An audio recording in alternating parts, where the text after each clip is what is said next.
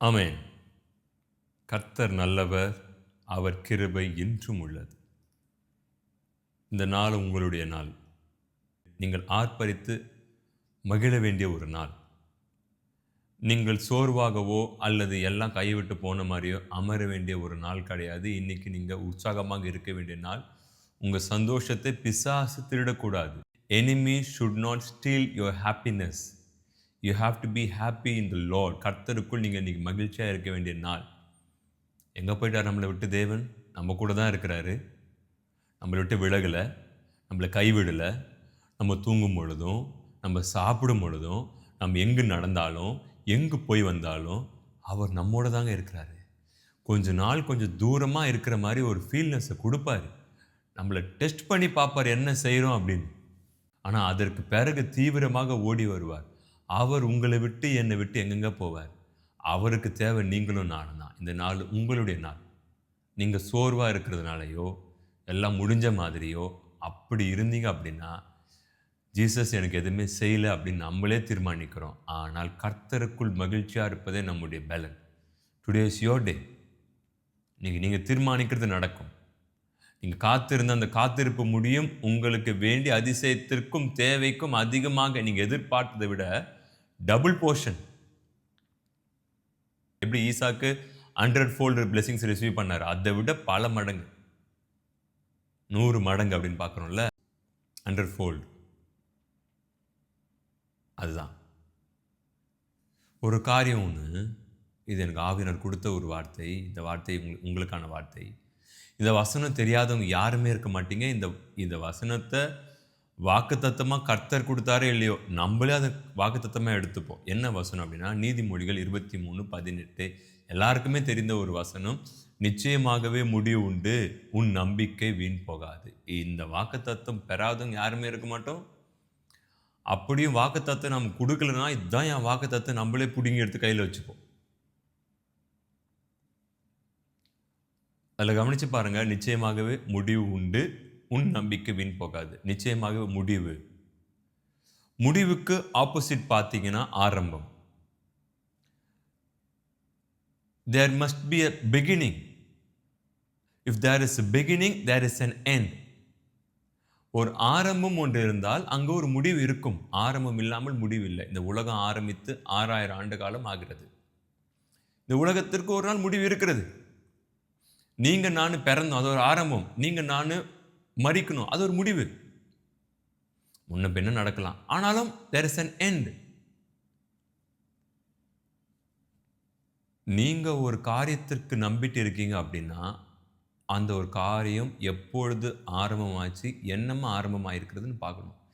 தேவனால் பரிசுத்த ஆவியானவரால் வனாந்திரத்திற்கு கொண்டு போகப்பட்டீங்களா? அல்லது நாமாகவே சில காரியத்தில் விழுந்தோமான்னு பார்க்கணும். புரியுற மாதிரி நான் கொஞ்சம் சொல்றேன்.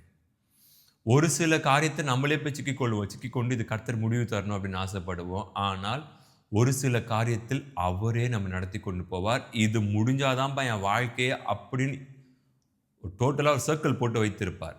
அதற்கு முடிவு இருக்கிறது. நீங்க நானு முடிவுக்காக காத்திருக்கலாம். ஒரு முடிவு வேணும் நீங்க காத்திருக்கலாம். எனக்கு தெரிந்த ஒரு சில வார்த்தையை நான் சொல்ல வேண்டும் என்று ஆசைப்படுகிறேன். பரிசுத்த ஆவி துணையோடு. இந்த வெயிட்டிங் பீரியட் இருக்கு பாருங்க. நீங்க பரிசுத்தமா இருப்பீங்க. அந்த காத்திருப்பு நாட்கள்ல தான் உங்கள உடைப்பாரு, உங்கள ஒட்ட வைப்பாரு, உங்கள முறுக்குவாரு, உங்கள சின்னபின்னமா நொறுக்குவாரு. அங்கருந்து நீங்க பல மடங்கு வளர்கின்ற இடமே எங்கன்னா அந்த வில்டர்னஸ். இனி வளரக்கூடிய பிளேஸ்மெண்ட் பிகினிங் ட்ரெய்னிங் பீரியட் எங்கன்னா அந்த வனாந்திரம் தான்.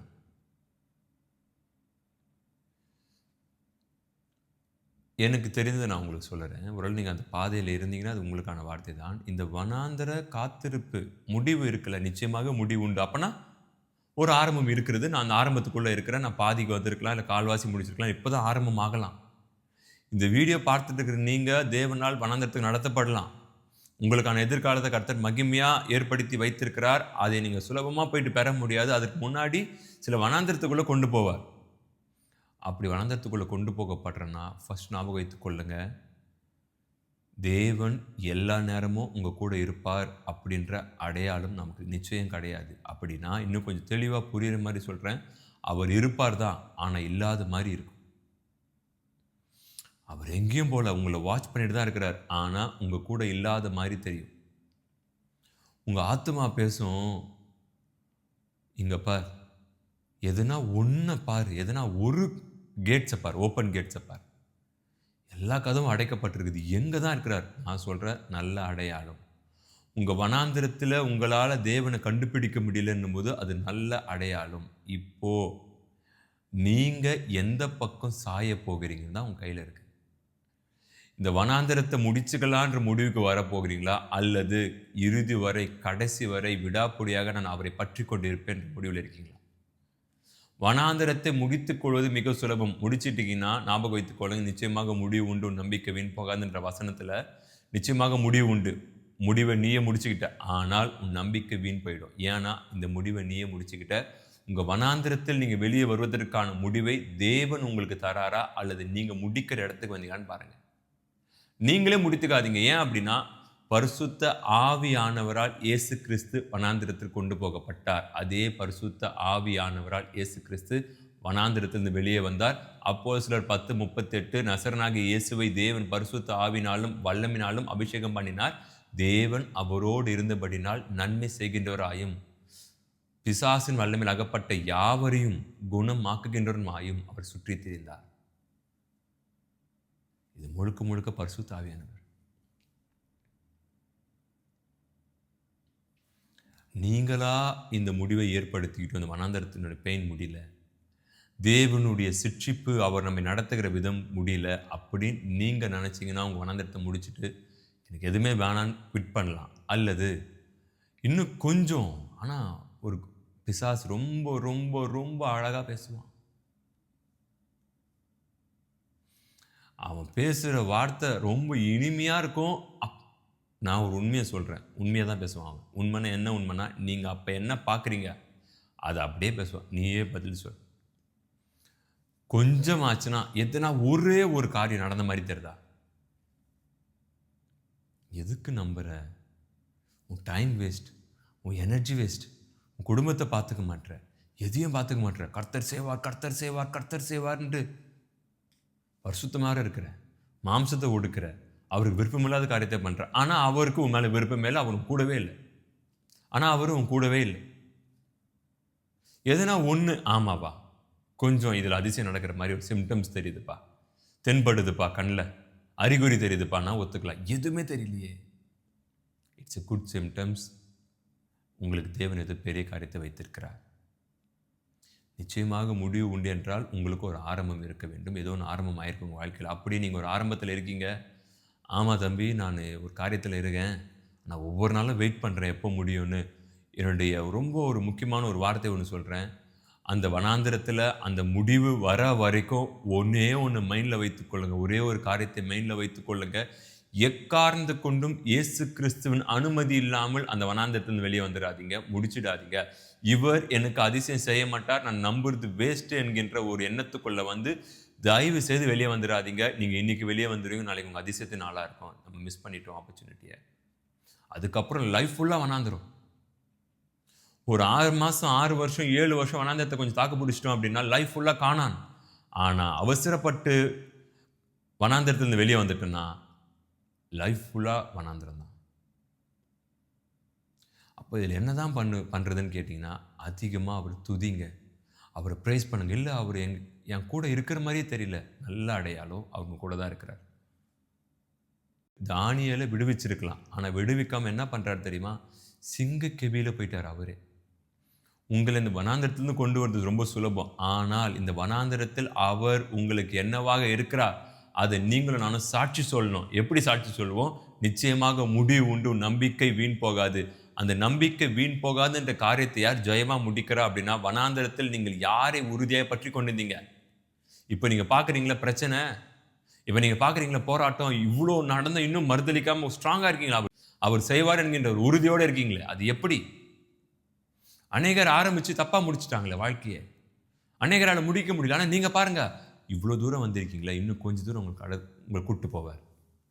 உங்கள் முடிவு அவர் கையில் இருக்குது, அவர் முடிவை கொடுப்பார். உங்கள் நம்பிக்கை வீண் போகாது.